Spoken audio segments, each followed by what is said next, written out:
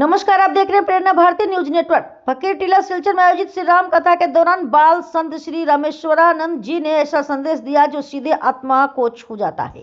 गीता के अनुसार आत्मा का न जन्म होता है न मृत्यु, केवल शरीर बदलता है। काशी से दीक्षित 16 वर्षीय बाल संत से हमारे प्रतिनिधि शिव कुमार जी के साथ हुई इस विशेष बातचीत में जानिए आध्यात्मिक जीवन का रहस्य, युवाओं के लिए श्री राम संदेश और समाज के लिए संस्कारों का महत्व। वीडियो अंत तक जरूर देखिए। नमस्कार, आप देख रहे हैं प्रेरणा भारती न्यूज नेटवर्क और मैं हूं आपके साथ शिव कुमार।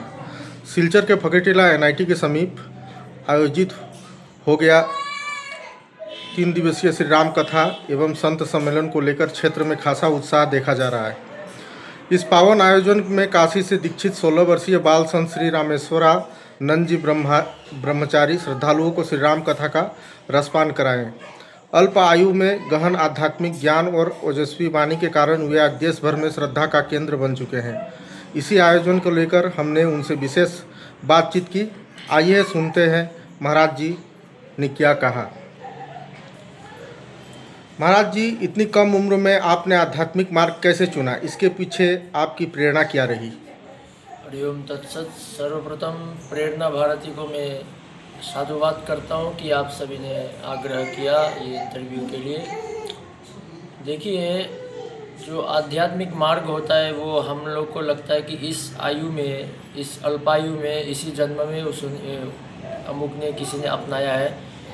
पर अगर हम लोग आध्यात्मिक दृष्टि से देखें तो फिर हम लोग बहुत ही पुराने हैं, क्योंकि आत्मा का न जन्म होता है न मृत्यु होता है, केवल शरीर बदला जाता है, जैसे भगवान ने गीता में कहा है। तो उसी प्रकार आपको अभी नया लग रहा होगा मैं तो अभी 16 वर्षीय शरीर है, पर पूर्व जन्म के अनेक पुण्य एकत्रित हुए हैं, इसलिए इस जन्म में ये फलीभूत नज़र आ रहे हैं जी। काशी जैसे पवित्र तीर्थ से आपकी दीक्षा हुई, वहाँ के गुरुओं और वातावरण ने आपके जीवन को कैसे दिशा दी? तो एक करेक्शन में करूँगा। मेरा दीक्षा शंकर मठ के परम पूज्य वर्तमान अध्यक्ष 1008 स्वामी तपनानंद गिरि जी महाराज जी से हुआ है। पर काशी में मेरा अध्ययन चल रहा है। जो काशी तो ज्ञान की भूमि है और रही है हमेशा से, तो उसमें ज्ञान का वातावरण रहता है और उसमें बहुत अध्ययन करने का सौभाग्य प्राप्त होता है।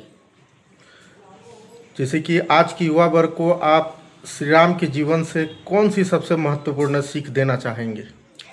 राम जी हमारे लिए आदर्श है, क्योंकि उनका आचरण हम लोग निभा सकते हैं जीवन में।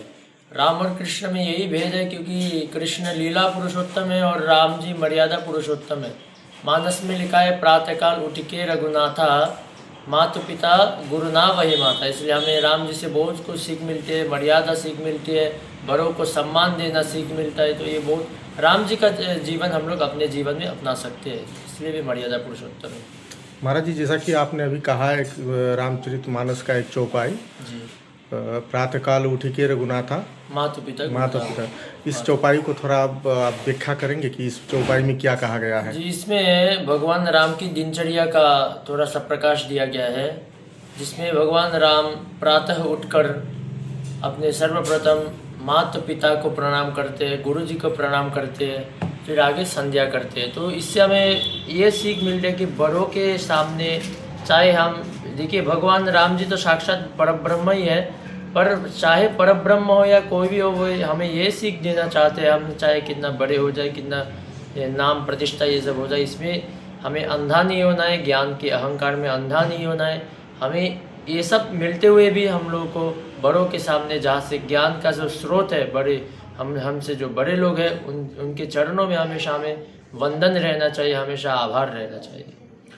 जिस श्री राम कथा को सुनने से व्यक्ति के जीवन में क्या सकारात्मक परिवर्तन आ सकते हैं? राम कथा इसलिए सुना जाता है ताकि आदमी आदमी बन सके। भले ही आदमी बाहर से आदमी हो जाए, पर आचरण से आदमी होना बहुत आवश्यक है। क्योंकि मनुस्मृति का एक श्लोक है, मैं थोड़ा स्मरण कराऊँ। आहार निद्रा भय मैथुनं च सामान्य में तत्पशुभिर्नराणाम धर्मो ही तेषाम अधिको विशेषः धर्मो विहीन पशु समाना। हाँ, इंसान में, आदमी में और पशु में 4 चीज़ एकदम समान है, आहार, निद्रा, भय और मैथुन। पर मनुष्य इसलिए विशेष है क्योंकि मनुष्य में धर्म विशेष है। तो इसलिए हमारे ये राम कथा इसलिए सुनाया जाता है ताकि आदमी आदमी बन सके। बहुत सुंदर बात कही महाराज जी आपने। अब जैसे कि खास करके आपने श्री रामचरितमानस के ऊपर कथा 3 दिवसीय कथा जो है यहाँ आयोजन हुआ, तो एक चौपाई श्री रामचरितमानस का एक चौपाई है जो बहुत ही चर्चा का केंद्र बना रहता है। जी जी ढोल गवार शूद्र पशुनारी ये सब ताड़ना का अधिकारी, ये मतलब किस संदर्भ में कहा गया और क्यों कहा गया? देखिए, मानस को हम समाज में ये चौपाई से बहुत चर्चा हुआ था, तो कई लोग बहुत सारे लोगों ने इस पर प्रकाश डाला। पर ढोल गवार शूद्र पशुनारी सकल ताड़ना के अधिकारी, इसका अर्थात ये नहीं कि नारी वर्गों का अपमान कर दिया।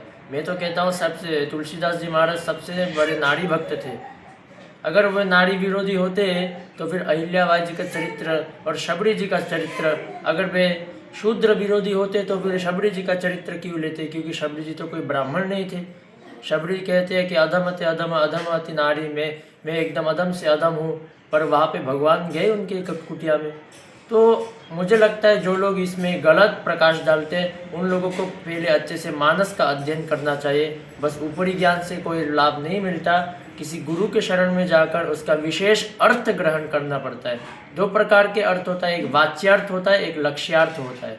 तो वाच्यार्थ चाहे अलग हो पर लक्ष्यार्थ इम्पोर्टेंट है, वही जो बोध कराता है अर्थ का। तो चाहे सुनने में अलग दिखाई पड़े या सुनने में अलग सुनाई पड़े, पर उसका अर्थ वाकई में बहुत गूढ़ होता है। तो वही बात है जी। आप देश के विभिन्न हिस्सों में कथा करते हैं, अलग अलग क्षेत्रों की श्रद्धा और संस्कृति में क्या अंतर महसूस करते हैं? देखिए, भारत तो ऐसा देश है जहाँ पर बहुत भाग्य से जन्म मिलता है। भारत भाग्य भूमि है, धर्म भूमि है। तो भारत इसलिए भी खास है क्योंकि भारत में अलग अलग संस्कृति दिखने मिलते हैं। ये भारत ही एकमात्र ऐसा देश है जहाँ पे हर वर्ग, हर जाति, हर धर्मों के लोग एकदम आराम से ज़िंदगी को व्यतीत करते हैं, क्योंकि ये भारत धर्म की भूमि है। जिस धर्म की भूमि पर आकर सभी लोग धर्म से जीते हैं, तो इसलिए भारत में हमेशा चाहे अलग संस्कृति हो पर सब में एक इंसानियत बनी रहती है और धर्म सब में दिखाई पड़ती है। धन्यवाद महाराज जी। आखिरी में एक सवाल आपसे, भविष्य में आपकी साधना और सेवा से जुड़ी क्या योजनाएं हैं? भविष्य में देखिए, अभी तो हम अपने गुरुजी के चरणों के आश्रित हैं। भविष्य में उनकी कृपा से अगर हो सकता है कि साधन भजन में आगे बढ़ जाऊं और हो सकता है कुछ समाज सेवा के कार्य में भी लग जाऊं। तो वो गुरुजी के चरणों के आश्रित होने के कारण गुरुजी जो आज्ञा करेंगे तो गुरुजी के वाक्य के अनुसार ही चलूँगा। बहुत बहुत धन्यवाद महाराज जी, आपने अपने बहुमूल्य कीमती समय हमारे चैनल को दे करके आपको फिर से बहुत बहुत धन्यवाद। जय श्री राम।